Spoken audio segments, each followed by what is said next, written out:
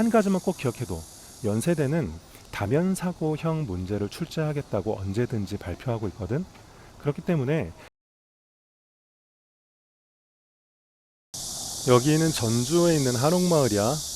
근데 저 뒤쪽으로 보이는 건물이 전동성당이라고 해서 천주교가 우리나라에 전래된 후에 최초로 순교가 이루어졌던 곳, 그 터에 세워진 성당이고, 내 바로 앞으로는, 내 맞은편으로는 태조 이성계의 어진을 모신 경기전이 있어. 그러니까 내가 앉은 이 자리가 이 전주 한옥마을의 초입인 셈이지. 오늘 전주에 잠깐 바람 쐬러 왔다가 잠깐 앉은 김에 또 여러분들한테 논술에 대해서 유익한 얘기를 좀 해주려고 앉았어요.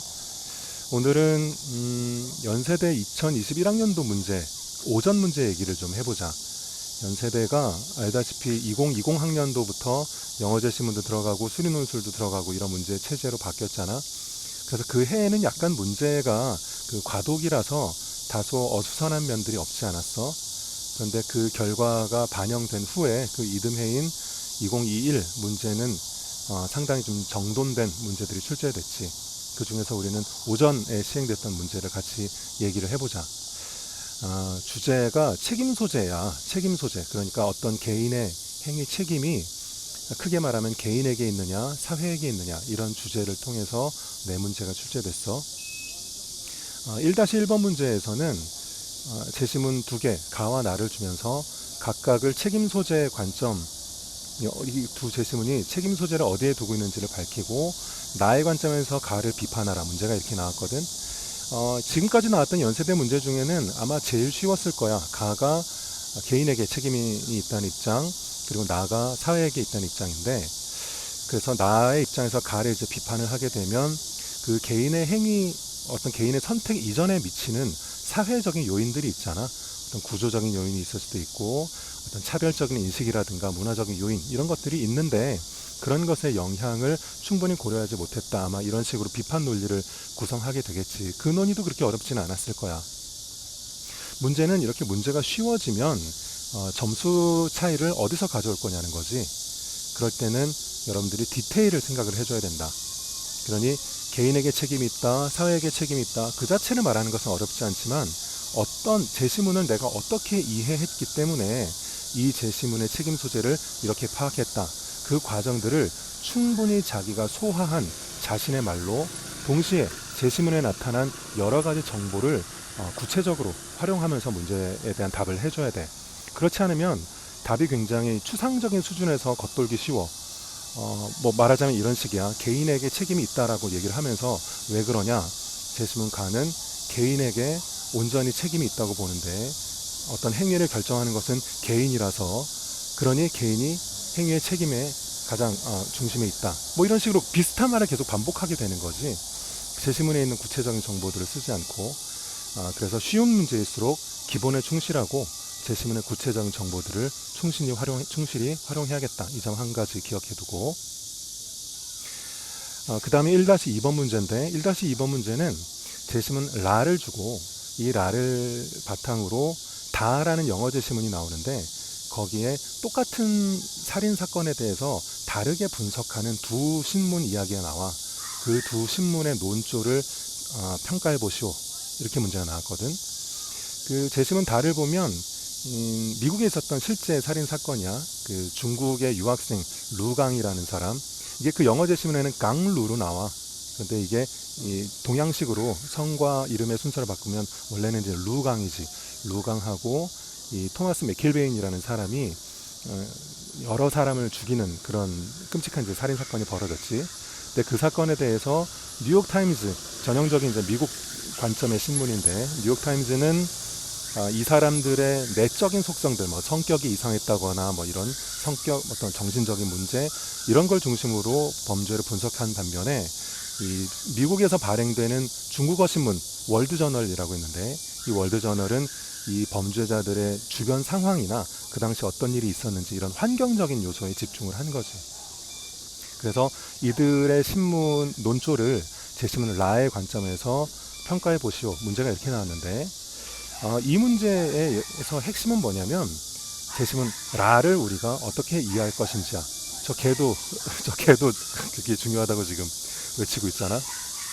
그게 왜 중요하냐면 이 제시문 라를 여러분들이 읽어보면 알겠지만 이 비만이 유전뿐만 아니라 사회적인 영향을 받는다. 이게 그 제시문 라의 이야기였거든. 그런데 많은 학생들이 답을 어떻게 쓰냐면 그냥 거기까지만 써놓고 두 신문에 대한 분석으로 들어간단 말이야. 근데 그러면 이상하지. 두 신문이 아까 다룬 사건은 살인사건이라 그랬잖아. 근데 지금 이거는 비만에 대한 얘기니까 비만 얘기를 하다가 갑자기 살인사건 얘기를 하게 되면 논리의 흐름이 조금 이상하지. 계속해서 저 강아지도 이상하다고 지금 몸부림치고 있잖아. 그러니 어떻게 해야 되겠어, 여러분들이? 이 제시문 라는 원래 제시문에서는 비만 얘기를 했지만 여러분들은 그 제시문을 개인의 행위에 대한 책임이 어디에 있는지를 말해주는 제시문으로 읽고 활용을 해야 된단 말이야. 그래야 이것을 개인의 행위에 대한 내용으로 확대 해석을 해줘야 살인사건이라는 어떤 개인의 행위에 적용할 수 있게 되는 거지.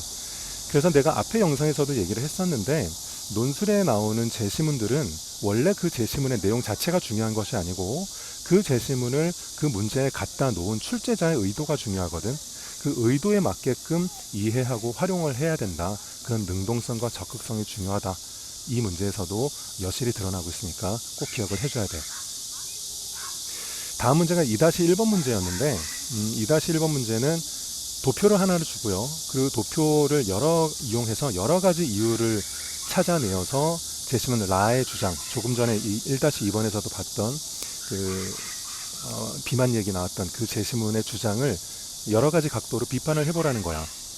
근데 여러분 눈치챘겠지만 문제 자체가 명시적으로 여러 가지 관점에서 비판해봐라 라고 하면 최소한 2개는 해야겠고, 그리고 아마도 한 가지 정도는 더 생각해 볼 수 있지 않을까, 이런 추측을 좀 하는 것이 좋지. 그러지 않으면 문제가 굳이 여러 가지로 이런 표현을 쓰진 않았을 테니까. 자, 이것도 여러분들이 문제를 이제 풀어보면 알겠지만 여기서도 한 가지 도표를 볼 때 유의할 점을 기억을 해둬야 돼. 도표를 볼 때 가장 중요한 점은 그 도표에서 다루고 있는 변수 간의 관계를 먼저 이해를 하는 거야. 그 도표에서는 3가지 변수가 나와. 하나는 비만율, 또 하나는 소득 수준, 상위 25%, 하위 20% 이렇게 나올 거야. 또 하나는 소득 불평등의 정도, 이 3가지 변수가 나오는데 이 3가지 변수가 어떤 관계를 가지고 있는지를 먼저 파악하고 그 다음에 하나씩 체계적으로 분석하는 게 중요하다. 무슨 말이냐면 한꺼번에 잡히는 대로 그냥 특징을 묶어서 보려고 하지 말고 비만율과 소득 불평등도의 관계, 비만율과 소득 수준의 관계, 이렇게 변수들의 관계를 하나씩 나누어서 봐야지, 그렇지 않고 자꾸 그냥 뭉뚱그려서 보거나 그냥 주먹구구식으로 보게 되면 당장 눈에 띄는 게 몇 가지를 가지고 질서 없이 답안을 쓰게 된단 말이야. 그런 답안은 당연히 좋은 평가를 받기가 어렵지. 그래서 이 문제에서도 도표를 볼 때 차근차근 체계적으로 접근하는 연습으로서 이 문제를 활용해 보기를 권한다는 얘기도 덧붙여서 할게. 마지막에 이제 2-2번 문제지, 수리 문제였는데 2-2번 문제에서는 우선 이 함수의 그래프를 그려야 돼요. 그래서 우선 문제로 주어진 것이 조건으로 주어진 게 2개의 도함수 그래프가 나와. 1차 곡선으로 나와 있는 도함수랑 그냥 이렇게 상수값으로 나와 있는 2개의 도함수 그래프가 나오지. 도함수 그래프가 상수값이니까 원래 함수는 1차 함수겠지. 그리고 도함수가 1차 곡선으로 나왔으면 원래 함수는 2차 곡선일 거야. 그걸 여러분들이 구해서 그래프의 개형을 그려야 되는데 문제 자체는 그렇게 어렵지 않아. 이 원함수를 구하는 거는 주어진 도함수를 적분하거나 아니면 임의의 미지수로 원함수를 만들어 놓고 그것을 미분해서 이 도함수랑 비교하면 그건 구할 수 있어. 그리고 그림을 구하는 것까지도 어렵지는 않지. 그런데 여기서 아주 주의할 점이 한 가지가 있다. 이 그래프를 그릴 때 표현을 할 수 있는지 모르겠다. 그림이 어떻게 되냐면 그 1차 곡선하고 2차 곡선이 둘 다 y축에 y는 10이라는 점에서 만나거든. 그래서 1차 곡선이 이렇게 올라가고 2차 곡선은 같은 점에서 시작해서 이렇게 곡선으로 올라간단 말이야. 그런데 학생들이 가끔 그림을 직선을 이렇게 그려놓고 2차 곡선이 이 밑에 약간 그 직선 밑으로 내려갔다가 올라가는 것처럼 그리는 경우들이 있어. 이게 눈대중으로 그리다 보니까 그렇게 된단 말이지. 하지만 그걸 그렇게 그리면 이 뒷부분에 이 문제가 요구하는 제시문 나의 주장을 평가해보라라는 것에 있어서 치명적인 좀 실수를 할 수밖에 없어.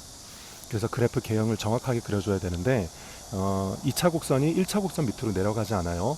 근데 선생님 그거를 어떻게 알 수 있나요? 눈대중이 아니라 정확하게 알 수 있는 방법이 있나요? 있어. 2차 함수식에서 1차 함수식을 빼보면 돼. 그걸 빼면 값이 10분의 1 x제곱이 나오거든. 10분의 1 x제곱은 모든 x값에서 0보다 크거나 같잖아. 그러니까 그 2차 곡선식은 1차 곡선식보다 밑으로 내려오는 법이 없는 거지. 그 점을 여러분들이 의식해서 그래프를 정확하게 그려줘야 되고, 마지막으로 한 가지만 덧붙이자. 그 문제가 그 두 번째 요구한 것이 이 그래프 개형을 바탕으로 재심은 나의 주장, 그러니까 책임이 사회에 있다라는 주장을 평가해 보라는 것이었거든. 눈에 띄는 특징이 분명히 있을 거야. 2차 곡선과 1차 곡선 사이의 이 거리가 무엇을 의미하는지에 대한 생각을 금방 할 수 있을 테니까 그걸 통해서 평가하는 것은 어렵지 않은데, 한 가지만 꼭 기억해도 연세대는 다면사고형 문제를 출제하겠다고 언제든지 발표하고 있거든. 그렇기 때문에 당장 눈에 보이는 특징뿐만 아니라 혹시 이 그래프를 또 다른 각도로 볼 수 있는 여지가 없을까를 한 번쯤 더 고민을 해보는 것이 좋아. 그러면 틀림없이 뭔가 하나 더 얘기할 수 있는 문제가 부분이 있을 거야. 그 문제에서 그것까지 잡아줄 수 있다면 여러분들의 답은 정말 좋은 답이 되는 거지. 자, 오늘은 이렇게 해서 2021학년도 오전에 출제됐던 연세대학교 논술 문제에 대한 얘기를 해봤다. 처음 얘기했던 것처럼 여기는 전주에 있는 한옥마을 입구야. 늘 영상 때 말하지만 문제를 먼저 풀어보고 이 영상을 보는 것이 가장 좋고, 아직 문제를 풀어보지 않았다면 일단 문제를 푼 다음에 다시 이 영상을 보면 조금 더 내가 한 얘기들을 좀 확인하고 배울 점들이 있을 거야. 꼭 그렇게 해줬으면 좋겠어. 자, 오늘은 여기까지 하자.